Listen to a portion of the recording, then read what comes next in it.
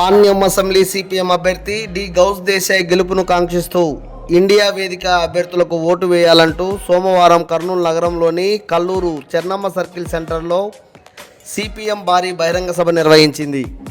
CPM న్యూసిటీ కార్యదర్శి T రాముడు అధ్యక్షతన జరిగిన బహిరంగ సభకు సిపిఎం పోలిట్ బ్యూరో సభ్యులు, కేరళ మాజీ విద్యాశాఖ మంత్రి కామ్రేడ్ ఎంఏ బేబీ ముఖ్య అతిథిగా హాజరై మాట్లాడారు. ఎంఏ బేబీ చెప్పిన ఆంగ్ల ఉపన్యాసాన్ని సిపిఎం రాష్ట్ర కార్యదర్శి వర్గ సభ్యులు వి రాంభూపాల్ తెలుగులోకి అనువదించి చెప్పారు.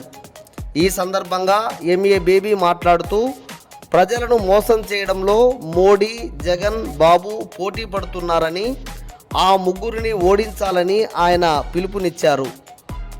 మోడీ తానే ఇచ్చిన హామీలన్నీ మరచి పాలన కొనసాగించారని, రాష్ట్రానికి రావాల్సిన హక్కులను కాలరాసిన జగన్ మోడీకే ఇన్నాళ్ళు ఓటేస్తూ వచ్చాడన్నారు.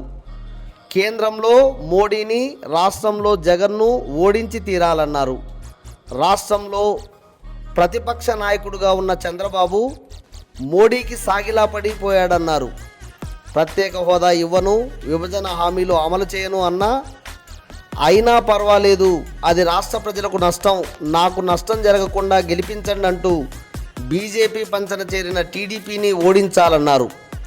దేశంలో ఏర్పడ్డ ఇండియా వేదిక తన బలమైన వారిని ప్రజల ముందుంచిందని, ప్రజలు ఆలోచన లేని వాళ్ళు అనుకునే ఈ దుష్ట చతుష్టయానికి దిమ్మ తిరిగేలా 2024 ఎన్నికల్లో తీర్పు ఇవ్వబోతున్నారన్నారు.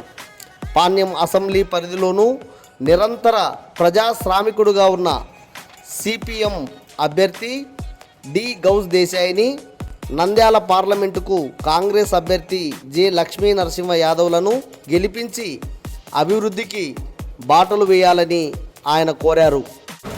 అనంతరం సిపిఎం కేంద్ర కమిటీ సభ్యులు, కర్నూలు మాజీ MLA MA Gafoor, Nandyal parliament Congress అభ్యర్థి జె లక్ష్మీ నరసింహ యాదవ్, సిపిఎం రాష్ట్ర కార్యదర్శి వర్గ సభ్యులు K Prabhakar Reddy, Panyam assembly CPM అభ్యర్థి, సిపిఎం కర్నూలు జిల్లా కార్యదర్శి డి గౌస్ దేశాయ్, సిపిఎం జిల్లా కార్యదర్శి వర్గ సభ్యులు పి నిర్మల సభను ఉద్దేశించి మాట్లాడారు.